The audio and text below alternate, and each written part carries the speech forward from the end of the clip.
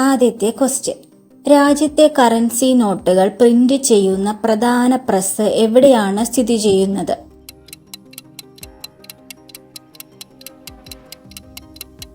ശരി ഉത്തരം നാസിക്.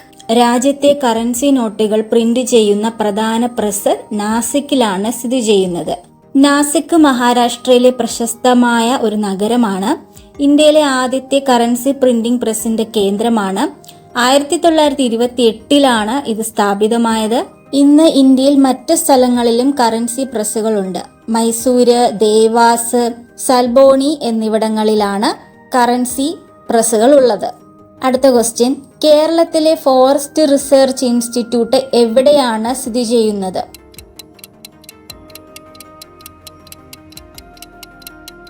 ശരി ഉത്തരം പീച്ചി.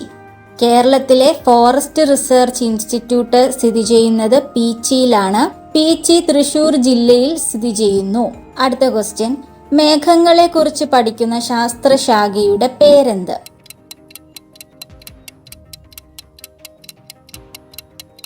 ഉത്തരം നെഫോളജി.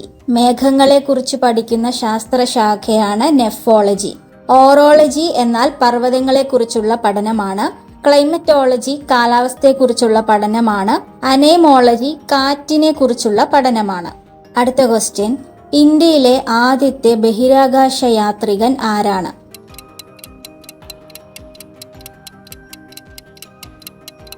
ഉത്തരം രാകേഷ് ശർമ്മ. ഇന്ത്യയിലെ ആദ്യത്തെ ബഹിരാകാശ യാത്രികൻ രാകേഷ് ശർമ്മയാണ്. രാകേഷ് ശർമ്മ 1984 സോവിയറ്റ് യൂണിയന്റെ സോയൂസ് T-11 ബഹിരാകാശ യാത്രയിൽ പങ്കെടുത്തു.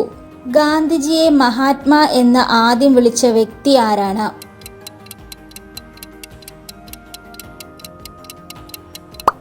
ഉത്തരം രവീന്ദ്രനാഥ ടാഗോർ. രവീന്ദ്രനാഥ ടാഗോർ ആണ് ഗാന്ധിജിയെ മഹാത്മാ എന്ന് ആദ്യം വിളിച്ചത്. അടുത്ത ക്വസ്റ്റ്യൻ. ബംഗാളിന്റെ ദുഃഖം എന്നറിയപ്പെടുന്ന നദി ഏതാണ്?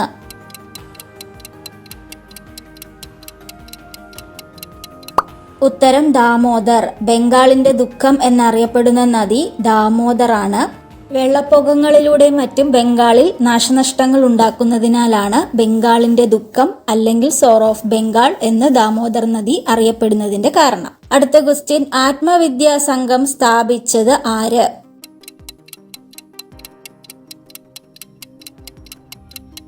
ഉത്തരം വാഗ്ഭടാനന്ദൻ. ആത്മവിദ്യാ സംഘം സ്ഥാപിച്ചതാരാണ്?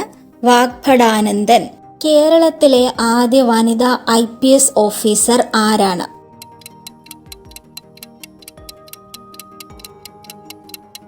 ശരി ഉത്തരം R. ശ്രീലേഖ.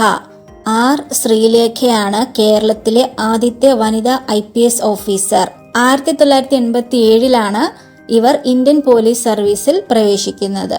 അടുത്ത ക്വസ്റ്റ്യൻ. വയലാർ അവാർഡ് ആദ്യം ലഭിച്ച വ്യക്തി ആരാണ്?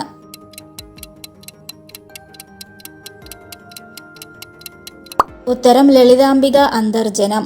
ആദ്യമായി വയലാർ അവാർഡ് ലഭിച്ചത് ലളിതാംബിക അന്തർജനത്തിനാണ്.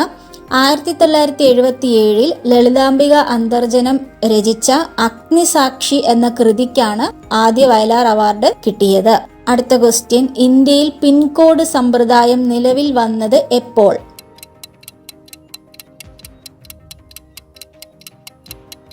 ഉത്തരം 1972. ഇന്ത്യയിൽ പിൻകോഡ് സമ്പ്രദായം നിലവിൽ വന്നത് 1972. പിൻകോഡിന്റെ പൂർണ്ണരൂപം എന്താണ്? Postal index number. ജൂലൈ 1, 1972 ഇന്ത്യയിൽ ഔദ്യോഗികമായി പിൻകോഡ് സമ്പ്രദായം നിലവിൽ വന്നത്. അപ്പോൾ ഇന്നത്തെ മോക്ക് ടെസ്റ്റും ക്ലാസ്സും നിങ്ങൾക്ക് ഇഷ്ടപ്പെട്ടു എന്ന് കരുതുന്നു. ഉത്തരങ്ങൾ പറയുമ്പോൾ അതിൻ്റെ കൂടെ അതിൻ്റെ ഡീറ്റെയിൽസും കൂടി ചേർത്ത് പറയുന്നതാണോ പഠിക്കാൻ എളുപ്പം, അതോ ചോദ്യ ഉത്തരം മാത്രം മതിയോ എന്നുള്ളത് നിങ്ങൾ കമൻറ്റിൽ രേഖപ്പെടുത്തുക. നമുക്കതനുസരിച്ചിട്ട് ക്ലാസ്സുകൾ അറേഞ്ച് ചെയ്യാം. കുറഞ്ഞ സമയം കൊണ്ട് കൂടുതൽ പഠിക്കാനായിട്ട് ഈ ചാനൽ സബ്സ്ക്രൈബ് ചെയ്യുക. എല്ലാവർക്കും താങ്ക് യു.